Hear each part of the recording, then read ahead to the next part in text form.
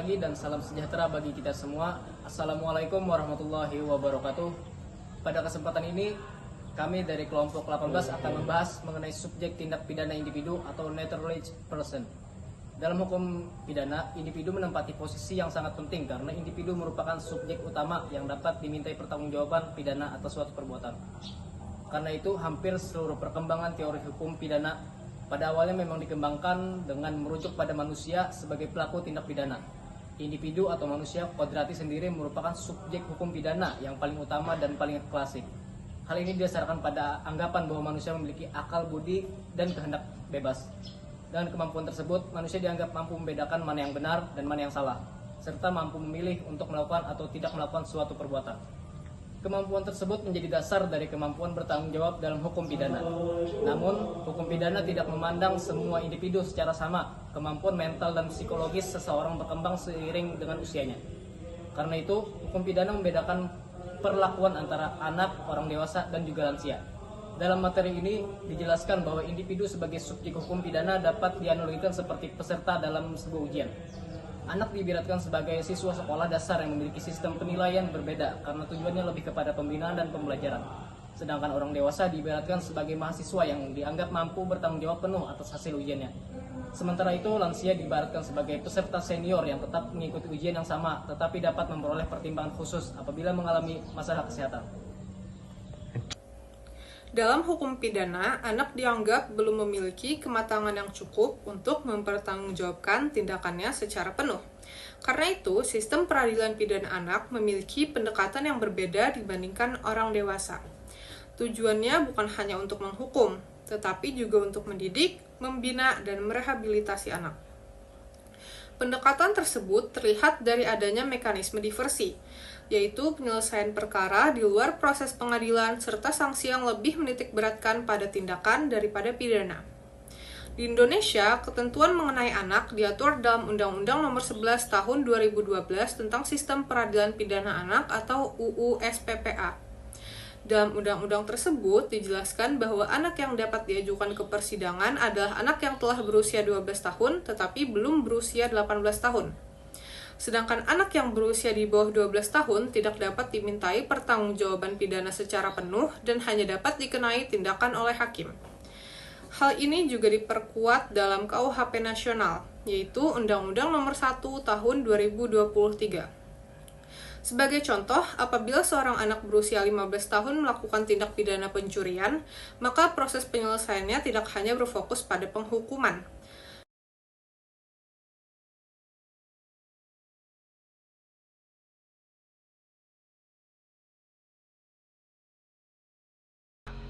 Infografis tersebut mengilustrasikan kasus pencurian telepon genggam oleh seorang anak berusia 15 tahun karena desakan ekonomi, yang diselesaikan melalui sistem peradilan pidana anak dengan mengutamakan keadilan restoratif dan kepentingan terbaik bagi anak.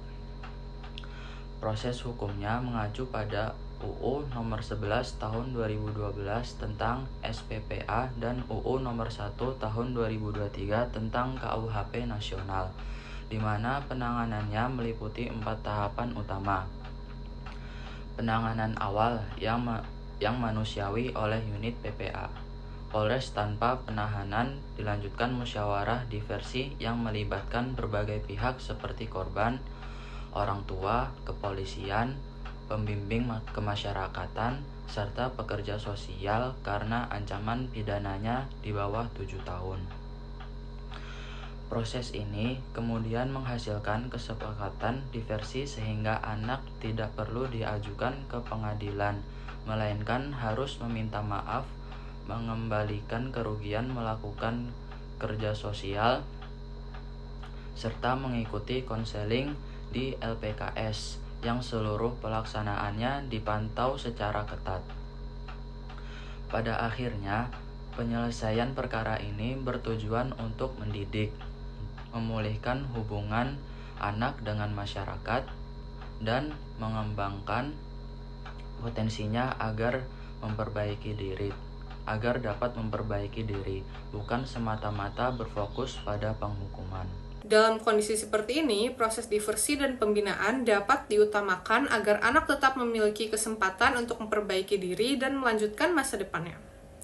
Dari contoh tersebut, dapat dilihat bahwa hukum pidana tidak hanya mempertimbangkan perbuatannya, tetapi juga mempertimbangkan usia dan kondisi pelakunya. Selain anak, hukum pidana modern juga mulai memberikan perhatian terhadap pelaku tindak pidana yang berusia lanjut atau lansia. Walaupun hukum pidana tidak menetapkan batas usia maksimal untuk mempertanggungjawabkan pidana, kondisi lansia tetap dapat menjadi pertimbangan dalam pemidanaan. Penurunan kondisi fisik, kerentanan terhadap penyakit, dan penurunan fungsi kognitif dapat dipertimbangkan hakim sebagai alasan peringanan pidana. Dalam beberapa keadaan, hakim dapat memilih pidana non-penjara seperti pidana pengawasan atau kerja sosial sebagai bentuk pertimbangan kemanusiaan terhadap pelaku lansia. Selain membahas anak dan lansia, materi ini juga menjelaskan kedudukan individu sebagai pelaku utama atau dadar dalam tindak pidana. Pelaku utama adalah orang yang secara langsung melakukan perbuatan yang memenuhi unsur tindak pidana. Contohnya, dalam tindak pidana pencurian, pelaku adalah orang yang mengambil barang milik orang lain. Namun, dalam hukum pidana modern juga dikenal konsep pelaku fungsional atau fungsional dader.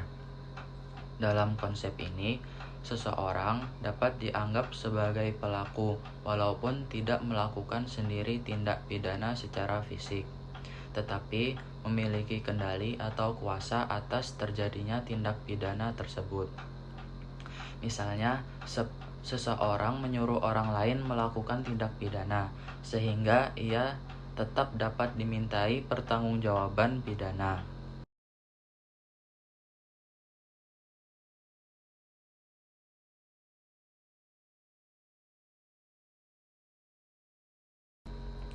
Dalam hukum pidana Indonesia, konsep seseorang yang menyuruh orang lain melakukan tindak pidana disebut sebagai menyuruh lakukan atau downplaykan.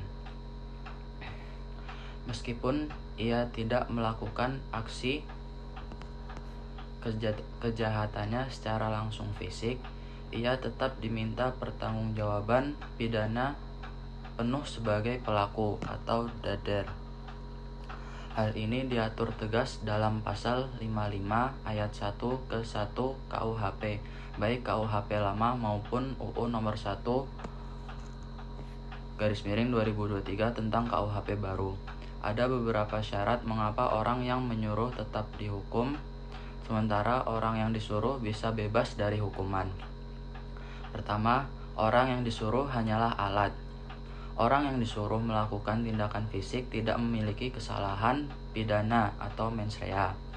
Kedua, penyebab bebas hukum bagi yang disuruh.